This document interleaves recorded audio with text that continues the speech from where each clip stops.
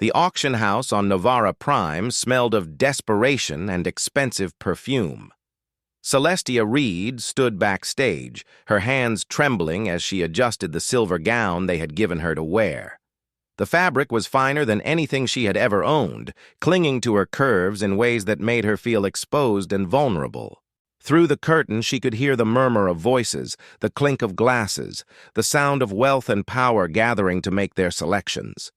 She was 24 years old, and she was about to sell herself into marriage.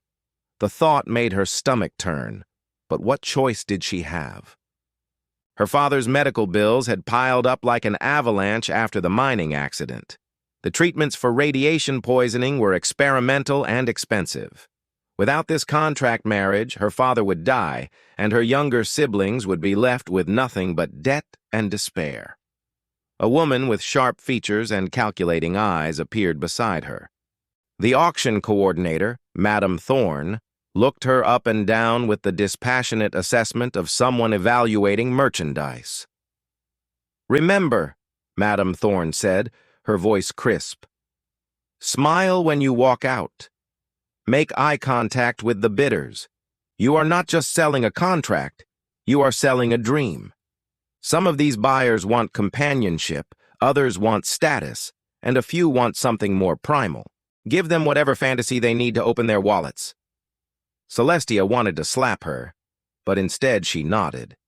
She had come too far to back out now.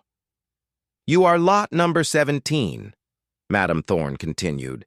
"The Eldari diplomat specifically requested to see you.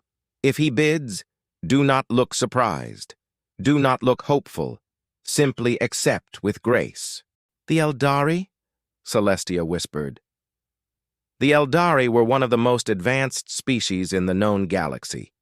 Tall and ethereally beautiful, with skin that seemed to shimmer with internal light and eyes that held the wisdom of centuries. They rarely engaged in contract marriages with humans. "Why would an Eldari be interested in me?" Madame Thorne smiled coldly. "I do not ask questions, dear. I simply facilitate transactions. Now it is your turn." The curtain opened, and Celestia stepped onto the stage. The lights were blinding, but as her eyes adjusted, she saw them. Dozens of faces staring up at her. Humans. Vorathi traders with their scaled skin, Telnari merchants with their multiple arms folded in consideration, and there, in the back of the room, standing when everyone else sat, was him. Kaelen Voss was impossibly tall, at least 7 feet, with skin that glowed with a soft golden luminescence. His hair was long and white, falling past his shoulders like silk. His eyes were the color of molten amber, and when they locked onto Celestia, she felt the air leave her lungs. He wore formal Eldari robes in deep blue and silver, and every movement he made was graceful and deliberate. He was the most beautiful being she had ever seen, and the coldness in his expression terrified her. The auctioneer began listing her qualities. Human female, age 24, education in fine arts, no genetic abnormalities, proven fertility markers, contract term of 5 years with option to extend, starting bid of 50,000 credits. A Vorathi trader raised his paddle. 60,000. A Telnari merchant countered. 80,000. And then Kaelen Voss spoke, his voice deep and resonant, carrying across the room without effort. 5 million credits. The room fell silent. 5 million credits was more than most people on Novara Prime would earn in 10 lifetimes. It was an obscene amount for a contract marriage. The auctioneer stammered. 5 million credits to the gentleman from the Eldari consortium. Going once, going twice, sold. Celestia stood frozen on the stage. 5 million credits. Her father would be saved. Her siblings would be cared for. She would never have to worry about money again. But as Kaelen Voss approached the stage, his amber eyes never leaving hers, she realized she had just made a bargain with someone far more dangerous than she had imagined. He extended his hand to help her down from the stage. His skin was warm, almost hot to the touch, and tingles of energy ran up her arm at the contact. Up close, he was even more intimidating. She barely reached his chest, and she had to crane her neck to look up at him. "You are Celestia Reed," he said. It was not a question. "Yes," she managed to reply, her voice barely above a whisper. "I am Kaelen Voss, second diplomatic envoy of the Eldari High Council. You will come with me now. The contracts will be finalized within the hour." There was no warmth in his voice, no kindness. This was a transaction, nothing more. Celestia felt tears sting her eyes, but she blinked them back. She had chosen this path. She would walk it with her head held high. They were taken to a private room where lawyers from both sides waited with thick stacks of documents. Kaelen sat across from her, his expression unreadable as the lawyers explained the terms. 5-year contract. She would live on his estate on the Eldari homeworld. She would accompany him to diplomatic functions. She would be his wife in all public capacities. In return, her family's debts would be erased, and she would receive a monthly stipend of 100,000 credits. "And the private capacities?" Celestia asked, her voice steadier than she felt. "What are your expectations?" Kaelen leaned back in his chair, studying her with those unsettling amber eyes. "I expect discretion, obedience in public settings, and the maintenance of the illusion of a harmonious marriage. Beyond that, you may live your life as you choose within the boundaries of my estate." "And intimacy?" The word felt heavy on her tongue. Something flickered in his eyes, there and gone so quickly she might have imagined it. "That will be entirely at your discretion. I am not a monster, Celestia Reed. I will not force myself upon you." She should have felt relieved, but instead she felt strangely disappointed. She signed the documents with a shaking hand, and just like that, her life changed forever. The transport to the Eldari homeworld took 3 days. Kaelen spent most of that time in his private quarters, leaving Celestia alone to contemplate what she had done. The ship was luxurious beyond anything she had experienced, with rooms that seemed to anticipate her every need, but luxury could not fill the emptiness growing in her chest. On the 3rd night, Kaelen emerged from his quarters and found her standing at the observation window, staring out at the stars. He stood beside her in silence for a long moment before finally speaking. "Do you regret your choice?" Celestia considered lying, but what was the point? "I regret that circumstances forced me into this choice, but I do not regret saving my family." An honest answer. He sounded almost approving. "Most humans would have lied to please me." "I am not most humans." "No," he agreed, and for the first time she heard something other than coldness in his voice. "You are not." They stood together in silence, watching the stars, and Celestia felt the first stirring of something dangerous. Attraction, curiosity, hope. She pushed the feelings down. This was a business arrangement, nothing more. She could not afford to confuse financial security with genuine emotion. But as Kaelen turned to leave, he paused and looked back at her. "Welcome to your new life, Celestia Reed. I hope you find it bearable." Then he was gone, leaving her alone with the stars and the unsettling feeling that she had just entered into something far more complicated than a simple contract marriage. The Eldari homeworld of Luminara was breathtaking. As their transport descended through layers of iridescent clouds, Celestia pressed her face against the viewport, watching in awe as cities of crystalline towers emerged from forests that glowed with bioluminescent light. Rivers of liquid silver wound through valleys that seemed carved by artists rather than nature. Everything shimmered with an otherworldly beauty that made her heart ache. "It's incredible," she whispered. Kaelen stood behind her, close enough that she could feel the heat radiating from his body. "This is the capital province. My estate is located in the northern highlands, away from the political center. You will find it quieter there." Quieter sounded like code for isolated, but Celestia said nothing. She was still trying to process the sheer alien beauty of this world that was now supposed to be her home. The estate, when they finally arrived, was not what she expected. Instead of the cold, imposing fortress she had imagined, Kaelen's home was an elegant structure that seemed to grow organically from the mountainside. Walls of translucent crystal caught and refracted the light, creating rainbow patterns that danced across white stone floors. Gardens filled with flowers she had no names for surrounded the main building, their petals glowing softly in the perpetual twilight of the Eldari evening. A staff of 3 waited to greet them. An elderly Eldari woman named Vasira, who managed the household with quiet efficiency. A younger male named Torin, who served as Kaelen's personal assistant. And a human woman, surprisingly, named Janna, who would serve as Celestia's companion and guide. "I thought you might appreciate having someone of your own species here," Kaelen explained when he saw Celestia's surprise at meeting Janna. "The cultural adjustment can be difficult." It was a thoughtful gesture, and it caught Celestia off guard. She had expected coldness, distance, and utilitarian accommodation. Instead, she found herself being shown to quarters that were larger and more luxurious than anywhere she had ever lived. Her suite occupied an entire wing of the estate. The bedroom featured a massive bed draped in fabrics that felt like clouds against her skin. Floor-to-ceiling windows opened onto a private terrace with views of mountain peaks that seemed to touch the stars.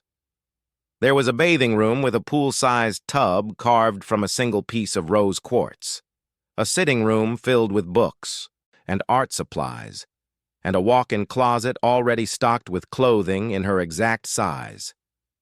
"How did you know my measurements?" Celestia asked, running her hands over gowns made from fabrics that shimmered and moved like living things. "I am thorough in all my transactions," Kaelen replied from the doorway. He had changed from his formal robes into something more casual, though even his relaxed attire was more elegant than anything Celestia owned back on Novara Prime. "Vasira will help you settle in. We have a formal dinner with members of the High Council tomorrow evening. You will need to be prepared." "Prepared how?" "Janna will instruct you on Eldari customs and etiquette. It is important that you do not embarrass me in front of my peers." The warmth she had briefly felt evaporated. "Of course. We cannot have the human bride making mistakes." Kaelen's jaw tightened. "I did not mean it that way." "Did you not?" Celestia met his gaze, refusing to be intimidated despite the difference in their heights. "You paid 5 million credits for a wife who will smile and nod and play her part. I understand my role, Kaelen Voss. You do not need to remind me that I am a purchased commodity." For a moment, something raw and painful flashed across his face. Then the mask of cold indifference slammed back into place. "Dinner will be served in your quarters tonight. I have work to attend to." He left without another word, and Celestia sank onto the edge of the enormous bed, fighting back tears. What had she expected? Love? Affection? This was a business arrangement. She needed to remember that and stop hoping for more. Janna appeared a short time later with a tray of food and a sympathetic expression. "He is not as cold as he seems," the human woman said quietly as she set the tray on a low table. "He has been hurt badly. It makes him defensive." "What happened?" Celestia asked, though she was not sure she wanted to know. Janna hesitated, then sat down across from her.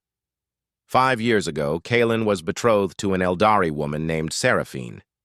Their match was arranged by the High Council, a political alliance between powerful families. By all accounts, Kaelen fell deeply in love with her. He was different then, warmer, more open. Everyone said they were the perfect couple. What changed? 3 weeks before their bonding ceremony, Kaelen discovered that Seraphine had been having an affair with his closest friend, another diplomat named Threxis. The betrayal was not just personal but political. Seraphine and Threxis had been using their access to Kaelen to steal classified information and sell it to rival factions. Celestia felt her heart constrict with sympathy. That's horrible. The scandal nearly destroyed him. His reputation was damaged, his trust shattered. The High Council forced him to dissolve the betrothal, but the emotional scars remained. Since then, he has built walls around himself that no one has been able to penetrate. When he announced he was entering a contract marriage with a human, everyone was shocked. No one understood why. Why did he? Celestia asked. If he is so damaged, why seek out any marriage at all? Janna shrugged. That is a question only he can answer, but I think perhaps he chose a human because he believes you cannot hurt him the way another Eldari could. A contract marriage feels safer than risking his heart again. The next few weeks fell into a strange pattern. Kaelen was polite but distant. He appeared for formal dinners when required, accompanied her to diplomatic functions where she smiled and played the role of devoted wife, but in private, they maintained separate lives. He spent his days in meetings and his nights locked in his study. Celestia filled her time exploring the estate, learning Eldari customs from Janna, and trying not to feel the growing ache of loneliness. But the attraction she felt towards him only grew stronger. She found herself watching him during dinners, studying the elegant lines of his face, the graceful way he moved, the rare moments when something she said made the corner of his mouth twitch with suppressed amusement. She learned that he loved music, often playing a stringed instrument in his study late at night when he thought she was asleep. She discovered he had a sharp sense of humor, though he rarely displayed it, and she saw the way his eyes followed her when he thought she was not looking, hunger and longing quickly masked by indifference. The tension between them built like a gathering storm until it finally broke on the night of the spring equinox celebration. The estate was filled with guests, nobles, and diplomats who had come to honor the changing of seasons. Celestia wore a gown that Janna had chosen, a creation of flowing silver fabric that left her shoulders bare and clung to her body like liquid moonlight. She had been nervous about wearing something so revealing, but Janna had assured her it was appropriate for the celebration. When Kaelen saw her, he stopped mid-conversation, his amber eyes darkening with an emotion that made heat pool low in her belly. He excused himself from his companions and crossed the room to her side with predatory grace. "You look stunning," he said, his voice rough. "Thank you." Celestia could barely breathe with him standing so close. The scent of him, something like sandalwood and lightning, made her dizzy. They danced together as tradition required, his large hand warm on the small of her back, her hand dwarfed in his. The music was slow and sensual, and with every step, every turn, the space between them seemed to shrink. Other couples swirled around them, but Celestia saw only Kaelen, felt only the heat of his body, the intensity of his gaze. "You are dangerous," he murmured, his lips close to her ear. "Why?" "Because you make me want things I swore I would never want again." Her heart hammered against her ribs. "What things?" Instead of answering, he pulled her closer, and she felt the evidence of his desire pressing against her hip. The realization that he wanted her sent a thrill of power and arousal through her body.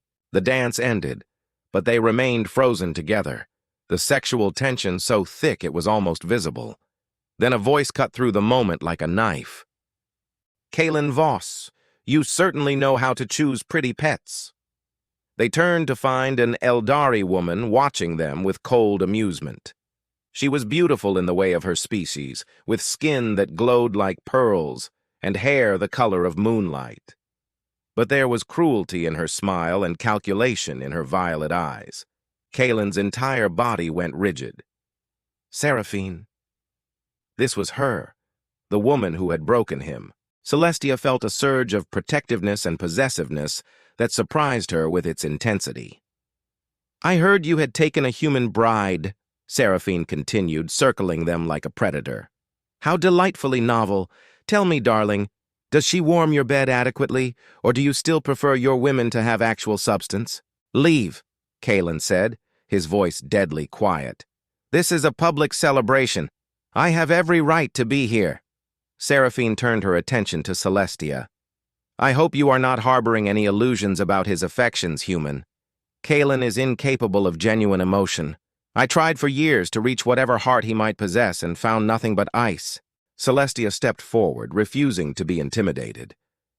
Perhaps the problem was not his capacity for emotion, but your worthiness to receive it. Seraphine's eyes flashed with anger. How dare you? I dare because, unlike you, I have no interest in destroying him. Celestia took Kaelen's hand, lacing her fingers through his. Now, if you will excuse us, my husband and I have better things to do than waste time on bitter ex-lovers. She pulled Kaelen away before Seraphine could respond, leading him through the crowd and out onto a secluded terrace. The night air was cool against her heated skin, and for a moment they stood in silence, her hand still in his. "Thank you," Kaelen finally said. "You did not have to defend me." "Yes, I did." Celestia turned to face him. "I am your wife. Contract or not, that means something to me." "It should not." His voice was pained. "You should maintain your distance. You should protect yourself." "Why?" She stepped closer, emboldened by wine and desire and the need to break through his walls. "Why should I protect myself from you?" "Because I will hurt you." His hand came up to cup her face, thumb stroking across her cheekbone. "It is what I do. I hurt everyone who gets close." "Then hurt me," Celestia whispered. "I would rather feel pain with you than this endless numbness without you." Kaelen made a sound that was half growl, half surrender, and then his mouth was on hers. The kiss consumed her. Kaelen's mouth was hot and demanding, tasting of the sweet wine they had served at the celebration and something else. Something uniquely him. His hands tangled in her hair, tilting her head back as he deepened the kiss, his tongue sliding against hers in a dance that made her knees weak. Celestia clung to him, her fingers digging into the fabric of his formal robes, needing something to anchor her as the world spun away. When they finally broke apart, both breathing hard, Kaelen rested his forehead against hers. His eyes were molten gold, burning with desire and conflict. "We should not do this," he said, but his hands remained on her waist, holding her close. "Why not?" Celestia was trembling, but not from fear. "We are married. We are allowed to want each other. Because wanting leads to needing, and needing leads to pain." Despite his words, he kissed her again, this time slower, more tender, as if memorizing the shape of her mouth. "I cannot survive that kind of pain again. What if I promise not to hurt you? Everyone makes that promise." He pulled back, and the shutters came down over his expression. "No one keeps it." Before she could respond, he turned and walked back into the celebration, leaving her alone on the terrace with swollen lips and an aching heart. The rest of the evening passed in a blur. Celestia smiled and made polite conversation, but inside she was screaming with frustration. She had felt him responding to her, felt the walls beginning to crack, and then he had simply walked away. That night, she lay in her enormous bed, staring at the ceiling, unable to sleep. Somewhere in the estate, Kaelen was also awake. She could hear the faint sound of his instrument, playing a melody so achingly beautiful and sad that it brought tears to her eyes. The music spoke of loneliness and longing, of desires that could never be fulfilled, of a heart that wanted to love but had forgotten how. The days that followed were torture. Kaelen avoided her completely, taking his meals in his study and leaving the estate early each morning for his diplomatic duties. When they did cross paths, he was coldly polite, treating her like a stranger. The kiss might never have happened. Celestia threw herself into activities to distract from the pain. She began volunteering at a center for displaced children in the nearby city, both human and alien youngsters who had lost their families in various conflicts. The work was fulfilling, and the children responded to her warmth with eager affection. It was one of the few places where she felt genuinely useful. It was there that she met Rivan, a human doctor who had been working on Luminara for several years. He was handsome in a comfortable way, with warm brown eyes and an easy smile. He made her laugh, treated her with casual kindness, and never demanded anything of her emotionally. "You seem sad," Rivan observed one afternoon as they organized supplies for the children. "Is married life not agreeing with you?" Celestia forced a smile. "It is complicated." "Eldari husbands often are." Rivan's tone was sympathetic. "They feel everything so intensely that they often choose to feel nothing at all. It is their defense mechanism." "How do you break through it?" "You do not," he said gently. "They have to choose to let you in. All you can do is be patient and hope they eventually trust you enough to lower their guard." They had been standing close together, heads bent over a box of medical supplies, when Kaelen arrived. Celestia had not known he was coming, had not expected to see him at the center. But there he stood in the doorway, his amber eyes taking in the scene with an expression that made her blood run cold. "Kaelen," she said, stepping away from Rivan automatically. "What are you doing here?" "I came to escort you home." His voice was flat, emotionless. "I was told my wife spends her days here. I thought it appropriate to see where she dedicates her time." The emphasis on my wife was not lost on anyone in the room. Rivan, to his credit, simply smiled and extended his hand. "You must be Kaelen Voss. I am Dr. Rivan Chen. Your wife has been invaluable to our work here." Kaelen ignored the offered hand. "I am certain she has. Celestia, we are leaving. I am not finished here." "You are now." There was steel beneath the cold politeness. "We have matters to discuss at home." The drive back to the estate was silent and tense. Kaelen's hands gripped the controls of the transport with enough force to turn his knuckles white. Celestia stared out the window, refusing to speak first, refusing to apologize for something she had not done wrong. When they arrived home, Kaelen dismissed the staff and turned to face her in the entrance hall. "Who was that man?" "Dr. Rivan Chen," as he introduced himself. "He runs the children's center." "You seemed quite comfortable with him." Understanding dawned, and with it came anger. "Are you jealous?" "I am concerned about appearances," Kaelen corrected, but his eyes blazed with something that looked very much like jealousy. "You are my wife. You represent me in public. I cannot have you appearing inappropriately familiar with other men." "Inappropriately familiar?" Celestia's voice rose. "We were organizing medical supplies, Kaelen, not engaging in some illicit affair. You were standing very close to him." "Because we were working in a small space." She threw her hands up in frustration. "You are being ridiculous." "Am I?" He stepped closer, towering over her. "You forget, Celestia. I have experience with wives who claim innocence while betraying me behind my back." The words were like a slap. "How dare you compare me to her?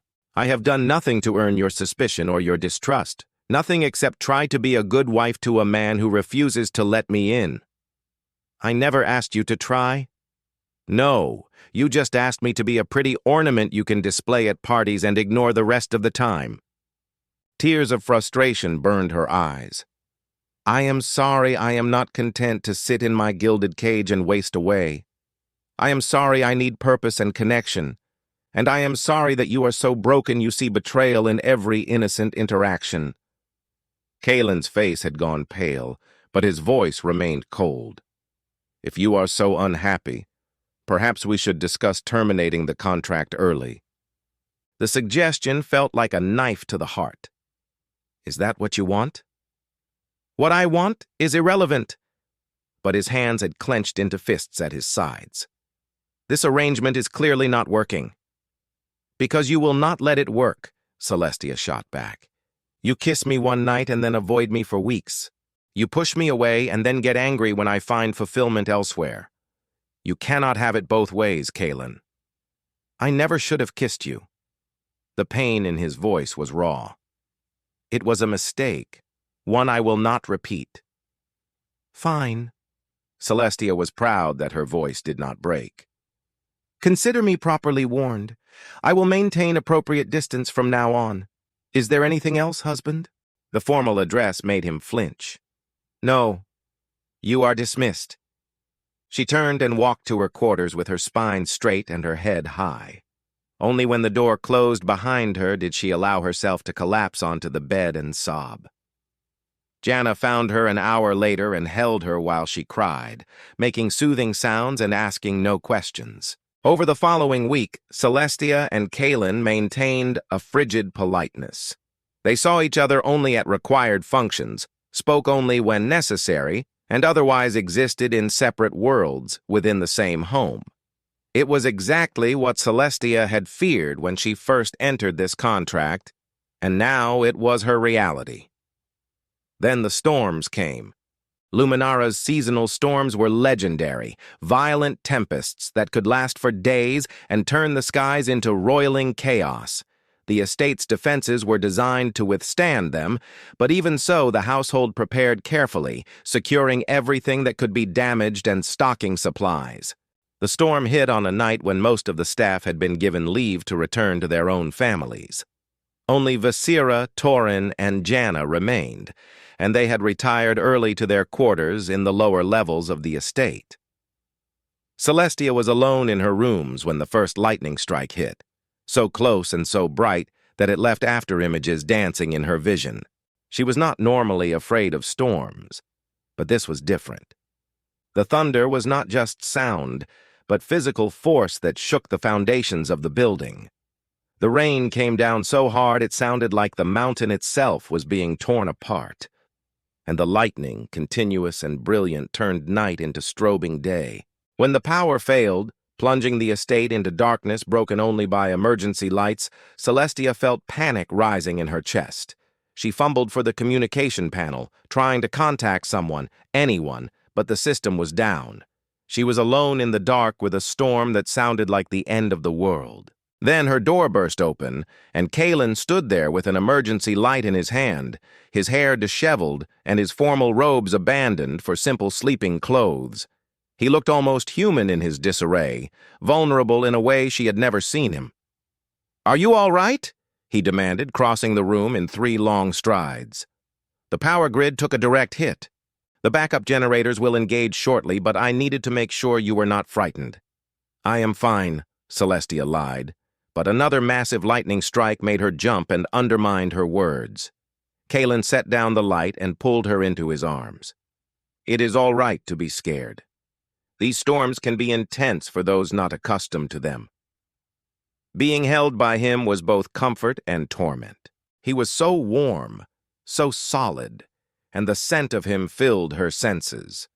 She wanted to push him away, to maintain the distance he had demanded, but she was too frightened and too tired of fighting. "Why did you come?" she asked against his chest. "Because despite everything, I cannot stop caring about your well-being." His arms tightened around her. "I know I have been cruel. I know I have pushed you away, but the thought of you alone and frightened during the storm was unbearable." Another lightning strike illuminated the room in brilliant white light, and in that moment, Celestia looked up at him and saw the truth written plainly on his face. Fear, longing, and something deeper, something he was terrified to name. "Kaelen," she whispered. "Do not," he said. But he did not let her go. "Please do not make me say things I cannot take back." "What if I want you to say them?" The lights came back on as the backup generators engaged, bathing the room in soft, golden glow. Kaelen looked down at her, and she saw him making a decision, saw the moment he chose to be brave instead of safe. "I am falling in love with you," he said, the words raw and painful. "I have been fighting it since the moment I saw you on that auction stage. I chose you not because you were safe, but because something in me recognized something in you. A kindness I thought no longer existed, a strength I desperately needed, a light in my darkness." Celestia felt tears spill down her cheeks. "Then why push me away?" Because loving you gives you the power to destroy me. His hand came up to cup her face, thumb wiping away her tears. Seraphine took my trust and my heart and shattered both. If you did the same, I would not survive it. I am not her, Celestia said fiercely. When will you understand that? I am trying, he admitted. Every day I try to believe it. But fear is a powerful thing. Then let me help you fight it. She rose on her toes, bringing her mouth close to his. Let me show you that love does not always end in betrayal. Celestia. Her name was a prayer and a warning. Do you trust me? She asked softly, and her heart trembled with love and fear because everything hinged on his answer. Kaelen stared at her for a long moment, amber eyes searching her face as if seeking any sign of deception. Then slowly, he nodded. Yes, he whispered. Against all reason and all experience, I trust you.